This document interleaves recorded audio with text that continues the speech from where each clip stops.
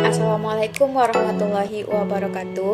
We from group 6 will explain material about cathode ray tube experiment and black body radiation. I'm Dori Asara as a first speaker and my partner Muhammad Aski and Yuliani.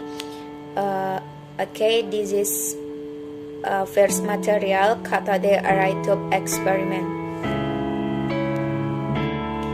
Pada tahun 1890-an, para ilmuwan telah berlomba-lomba untuk meneliti radiasi, di mana radiasi ini adalah pemancaran atau perampatan energi melalui ruang dalam bentuk gelombang.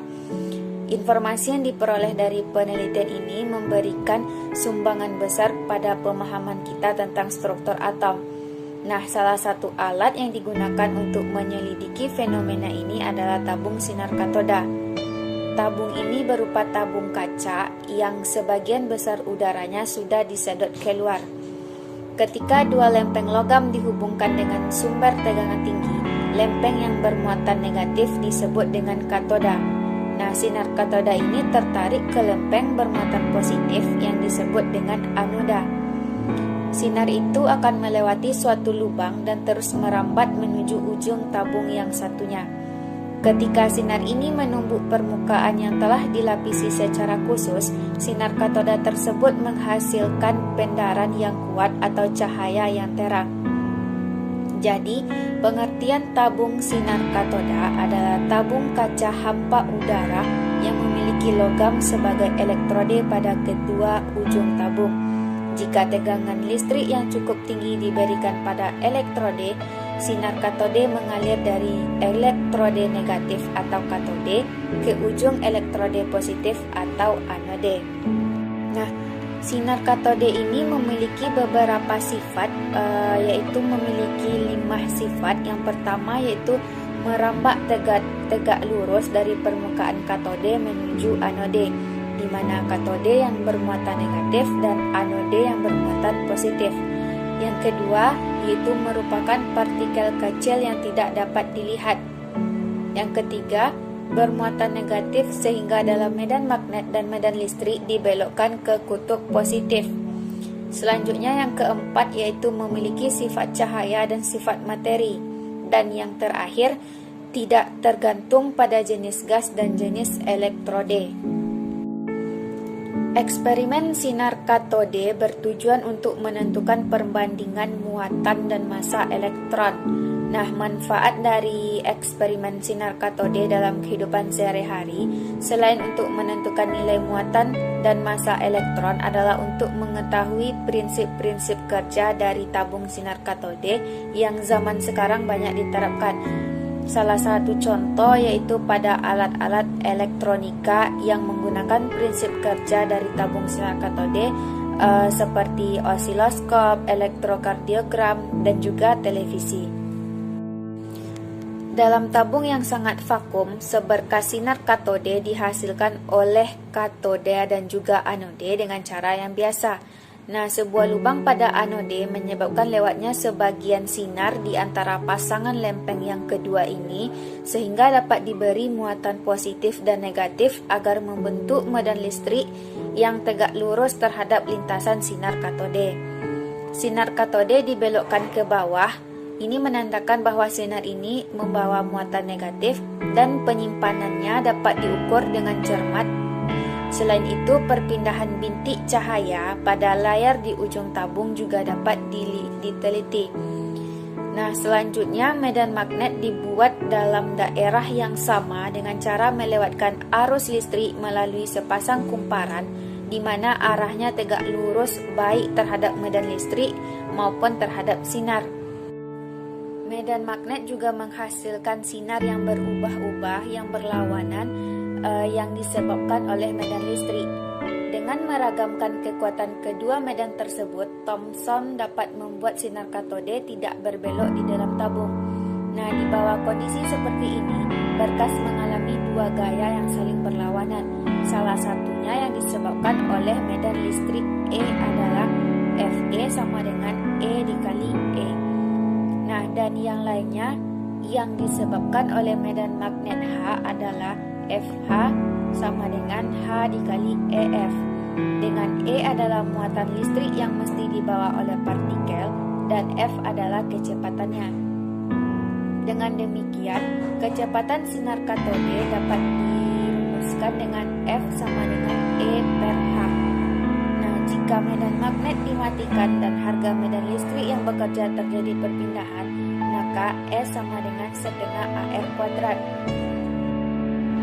Dari percobaan sinar katode didapatkan hasil bahwa partikel bermuatan negatif yang disebut dengan elektron ada dalam semua jenis materi, yaitu dalam atom semua unsur, sehingga Thomson mengusulkan teori atom yang merupakan partikel berbentuk bulat bermuatan positif yang di permukaannya tersebar.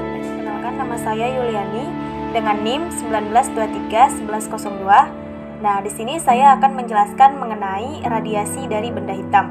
Nah, yang pertama adalah pengertian dari radiasi benda hitam. Nah, apa yang dimaksud dengan benda hitam itu? Benda hitam adalah sebuah benda di mana radiasi yang terkena ataupun jatuh ke benda tersebut akan diserap seluruhnya atau tidak ada yang dipantulkan ataupun tidak ada yang dipancarkan kembali. Nah, di mana benda hitam ini atau benda hitam sempurna ini sangat sukar didapatkan. Nah, misal dari contoh dari benda hitam ini misalnya adalah lubang yang terdapat pada dinding yang berongga.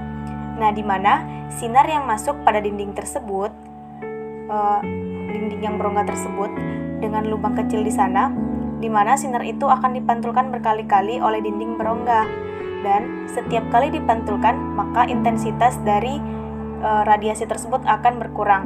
Nah, dikarenakan sebagian sinar akan diserap oleh dinding, dan sampai suatu saat energi dari radiasi tersebut semakin kecil atau hampir sama dengan nol, maka dapat dikatakan bahwa sinar yang mengenai lubang itu tidak akan keluar lagi, dan itu dikarenakan oleh adanya radiasi benda hitam.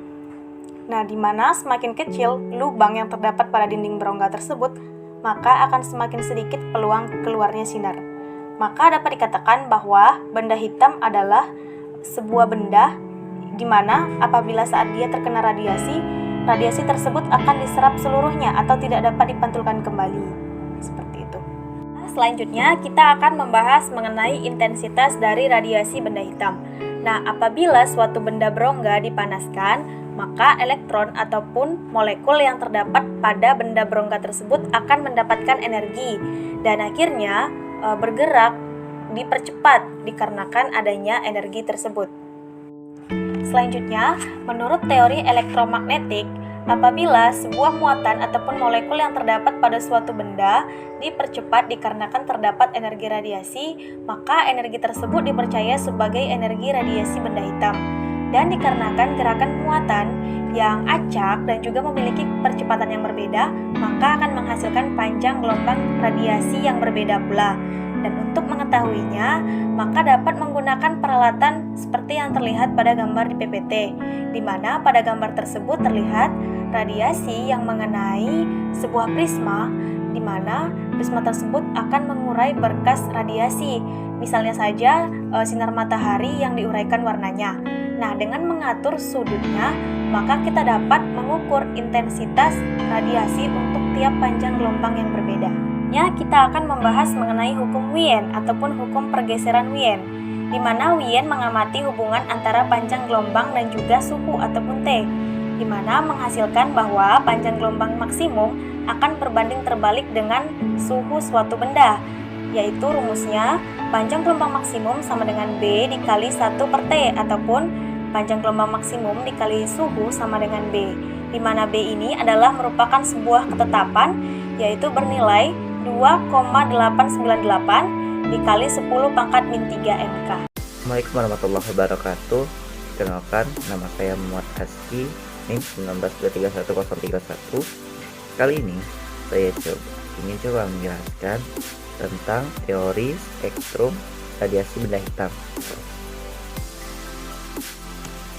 Berbagai percobaan yang telah dilakukan menjelaskan mengapa bentuk kurva dari intensitas radiasi yang ditunjukkan pada gambar itu semuanya gagal.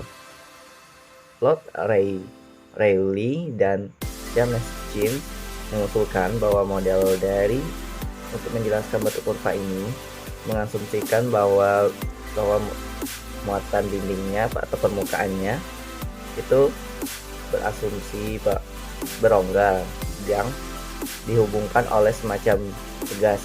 Kita bahas yang pertama, yaitu molekul yang berosilasi yang akan memancarkan energi listrik atau tidak kontinu, yang diberi dengan rumus E sama dengan NHF, di mana nilai N ini adalah bilangan bulat positif, disebut juga dengan bilangan kuantum, dan F itu ada frekuensi dengan getaran molekul-molekul ini.